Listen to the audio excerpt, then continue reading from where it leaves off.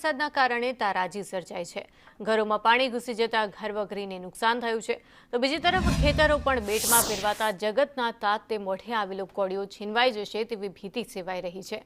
વરસાદી પાણી ખેતરોમાં ફરી વળતા મગફળી સહિતના પાકને વ્યાપક નુકસાન થવા પામ્યું છે, જેને લઈને ખેડૂતો પણ ચિંતિત બન્યા છે।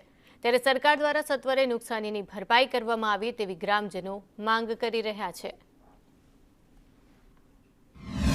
દેવભૂમિ જિલ્લાના કલ્યાણપુર તાલુકામાં ખાસ કરીને જે ભોગાત ગામ છે, ત્યાં ભોગાત ગામે સંદેશ ન્યૂઝની ટીમ ગ્રાઉન્ડ ઝીરો રિપોર્ટથી આપને દ્રશ્યો બતાડશે કે જ્યાં હળમતિયા અને જે ભોગાત ગામની જે એક નદી આવેલી હતી, જ્યારે પણ જ્યાં વરસાદ પડ્યો સતત 3 દી જળબંબાકાર, ત્યારે વરસાદને લઈને જે આ નદી છે ત્યાં ખેતરોની પાસે જે હજારો ફૂટ અંદાજે કહી શકાય તે દિવાલો હતી। આ દિવાલો જે છે તે ખેતરને નુકસાન ન કરે તેમના માટે ઊભી કરવામાં આવેલી હતી, ને જ્યારે જળબંબાકાર વરસાદના જે નદી નાળા છલકાઈને ઘોડાપુરની જેમ વરસાદના પાણીઓ વહેતા થયા હતા, ત્યારે જે આ નદી છે ત્યાં જે દિવાલ હતી ખેતરની તે બિલકુલ ધરાશયીને નદીમાં ગરકાવ થઈ ગઈ હતી।